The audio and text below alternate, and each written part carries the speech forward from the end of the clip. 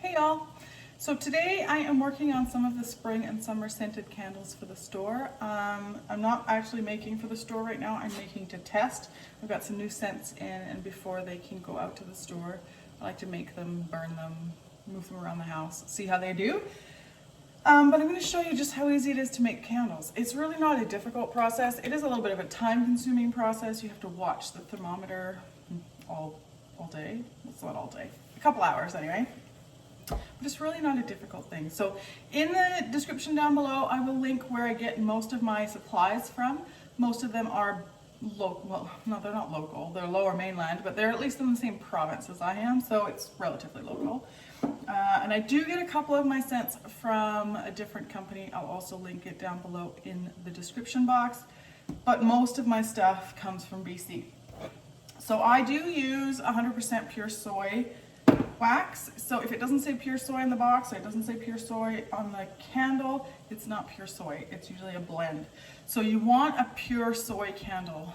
And I know you're probably wondering why you would choose soy over, can you see me through the steam? Why you would choose soy over paraffin, but there are quite a few different reasons. So paraffin, when you light paraffin candle, and a paraffin candle is what most of the cheaper candles are made of. So if you get a candle from the grocery store, or you get a candle from a big well-known supplier that sells body products that also sells 3-wick candles, they're going to be paraffin. Now don't get me wrong, their candles are some of my favorites, but the paraffin candles, when you burn a paraffin candle, it releases toxins into the environment, so you're then breathing those in. So soy is a pure, clean product. It is a natural product, and it does not release chemicals when you burn it. So that's why I chose to go with soy. One of the other reasons I chose to go with soy is that it lasts so much longer than paraffin. So if you have used, I don't have one here, but if you have used the wax melts that you melt in a burner that has a light bulb in it, again, I'm not mentioning names, those ones are also paraffin. So if you have ever used those and you've used my soy ones, you know that the soy ones will last almost twice as long. The scent lasts so much longer in the soy.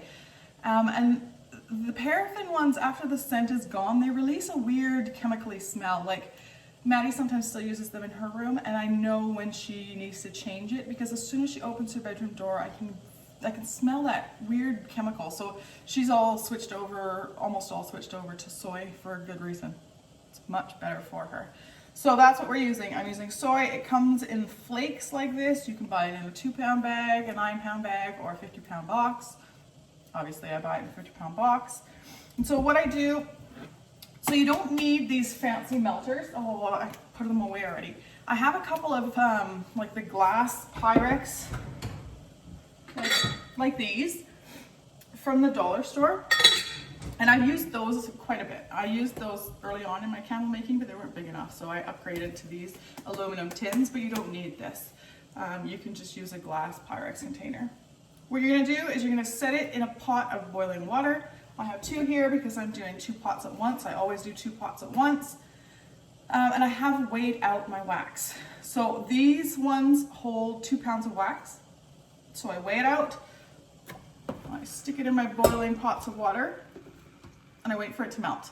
So at this point, you're also going to put a thermometer in one of them. You don't have to do both, but just do one of them. And you want to leave it in the boiling water until it's reached 180 degrees. So the soy wax does melt at a fairly low temperature. It will be completely melted by like 140, 145, 150, but you want to leave it in there until it gets 180. Only because you're less likely to have like cracks and divots on the top of your candle when you're finished if it's the right temperature. So I'm gonna let these do their thing and melt down to 180, and then I'll be back and show you what we do next.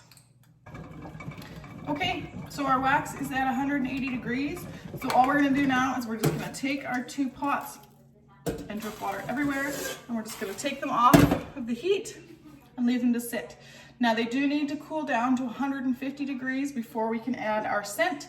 If you add it while the wax is too warm, lots of it will evaporate and you'll lose some of your scent. And if you add it when it's too cool, it doesn't incorporate fully. So about 150 degrees, and then we'll add our scent.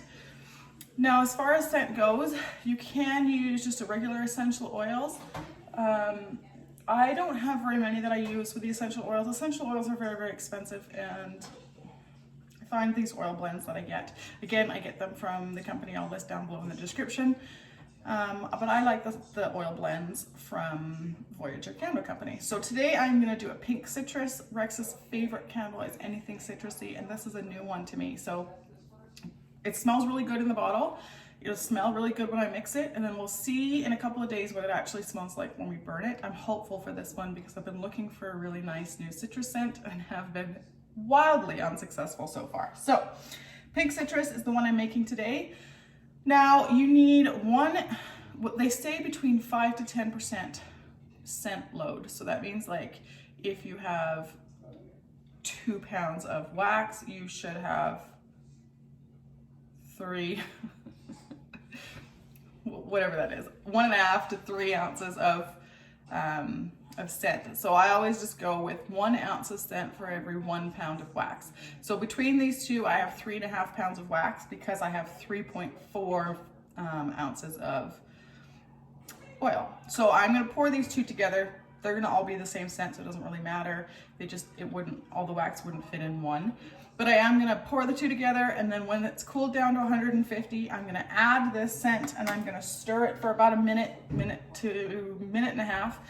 And I'm just going to use a plastic spoon, plastic knife. I always just use plastic utensils for this. They work just fine. So that's where we're at. I'm going to wait till 150. I'm going to add my scent. I'm going to stir it for a minute, and then we're going to wait until it is between 100 and 110 to actually pour it in our containers. But I'll come back and we'll have a little discussion about that at that point. Okay, so we are cooled to just over 100 degrees. I'll give it another good stir, and then we're gonna pour it. So these are the jars I typically use for the store. These are 16-ounce jars. I also use these 8-ounce, oh my gosh, these 8-ounce stainless steel tins, and then I use these little melts. But you don't need to buy fancy packaging. Regular mason jars work. I am actually gonna pour some for us personally into this tea container. I think this will be a really cute candle on our countertop. But old tin cans, old loaf pans, vintage tins, teacups, mugs, bowls, anything that'll hold liquid and can get hot. Like, don't put it in a plastic container because it'll melt it, obviously. But anything that can hold a little bit of heat and is liquid tight can be used as a candle holder. I've seen some really cool things. So but one thing to note about wicks, let's talk a little bit about wicks. So these are the cotton wicks that I use. They're coated in wax. They come on these little wick tabs, and I just use the wick holders. You don't need to buy the wick holders. You can just use like some chopsticks. If you're only planning to do it for yourself, just use a knife or chopsticks or something to hold the wick up once you put it in the wax. But because I pour so many of them, that was easier. The other alternative is a wood wick, which is what I've started using in my bigger containers. These are crackling wood wicks, so they crackle like a real fire. They have a little stand thing that they come on as well. And so I use these for the bigger containers. Now the wax wicks, actually, and the regular wicks, I can get one wick in this one. I think it's about 3.5 inches in diameter. If you get anything bigger than that, you need multiple wicks. So if you're going to use like a bowl, use 3 wicks. If you're going to use a vintage loaf tin, use 5, but staggered, because otherwise it'll just burn down the middle and it'll leave wax all the way around the outsides. So you need to have a wick big enough for your container, or you need to have multiple wicks. So pretty simple to do. Our wax has cooled. I'm just going to wipe the bottom off just in case there's any water drips left. And then I'm going to take a paper towel, and you are just going to pour. I don't often destroy, but I can tell you one thing. I wish someone had flashed me when I was deployed. Because that was the nasty of the year. I always just use the little paper towel to just wipe the spout off in between. And I don't fill them all the way to the top like these baked glass ones. I just fill it to the bottom of where the cap screws on. It's actually same with this seamless ones. I just fill it right to the first little line where the lid goes, and then I'm going to pour a couple of the melts. I like the melts. I use the melts lots, especially in the summertime. I don't want to burn a candle all the time in the summer, so I use the melts a lot then. All right, then we're just going to put our wicks in. It is simply just the wood wicks. The base is quite sturdy, so you can just set your wick where you need it, and if it won't stay in the middle, then you can just use something to prop it up. I didn't get any for those two. All right. I was prepared, but not prepared.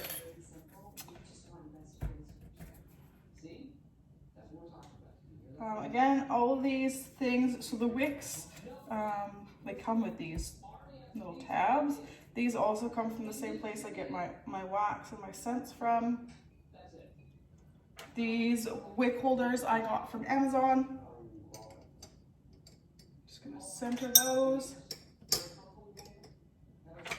As far as containers go, the stainless steel containers come from, oh, I only poured two. The stainless steel containers come from the same company that I get all my wax and stuff from as well, as do the melts, like these little melt packs. The jars I buy from Uline. Sometimes I get the mason jars at the grocery store in the summertime, but because of this pandemic, the mason jars have been impossible to get. So I just switched over to these jars. And I actually quite like these jars. I think I'm going to stick with these jars even when the others are available.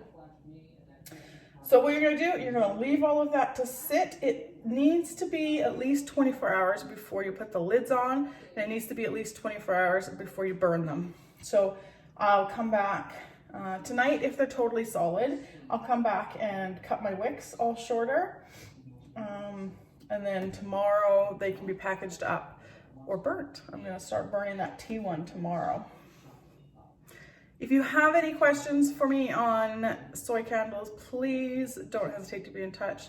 I love making them, and after some trial and error, I've kind of got it down to a fine art. I need to invest in an actual wax melter now because I'm melting so much wax. It's just becoming like a full-time job making candles. I am actually really ahead right now, which doesn't usually happen, but I got way behind at Christmas time. So if you have any questions, please leave me a comment or send me a message. As usual, hit that subscribe button and the notifications bell. And if you have any suggestions for future things you'd like to see, let me know. I'm always down to learn something new.